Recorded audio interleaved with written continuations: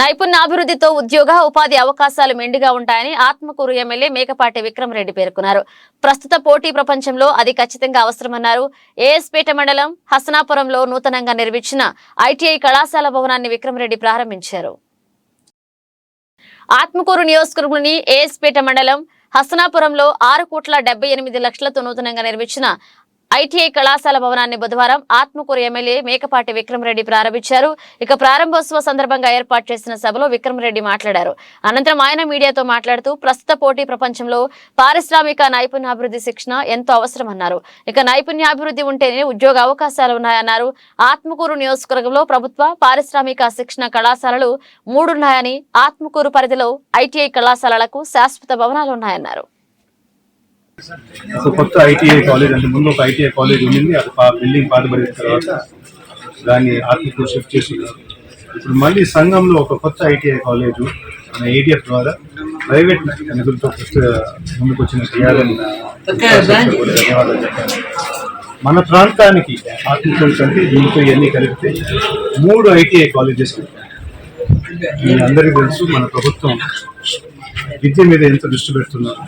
దాదాపు 1,00,000 కోట్లు ఖర్చు పెట్టి రకరకాలుగా నాడు నీడు కానీ, లేకపోతే అమ్మఒడి కానీ, లేకపోతే ఫీ రీయింబర్స్మెంట్ కానీ, స్కూల్ బ్యాగ్స్ కానీ అన్ని విధాలుగా ఎవరు ఒక్కరు వెనకబడకూడదని చెప్పేసి ఎంతో పెద్ద ఆలోచనతో మన ముఖ్యమంత్రి ముందుకు పోతున్నాం.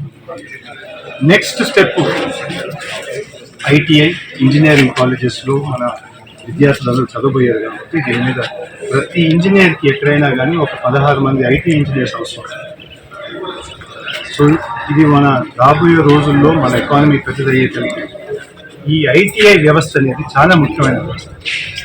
దీంతో ఎక్కువ శాతం వర్క్ ఫోర్స్ వచ్చి మన ఐటీఐ కాలేజ్ నుంచి వస్తుంది. అందుకు దీని మీద ఎక్కువ దృష్టి పెట్టి మన ఆత్మకూరులోనే ఒక 3 మంచి ఐటీఐ తయారని చెప్పి స్టెప్స్ తీసుకున్నాం. ఈ స్టెప్ ఏఎస్పేట్లోనే, ఈ మండలంలోనే చాలా మంచి ఇన్స్టిట్యూట్ అని చెప్పచ్చు.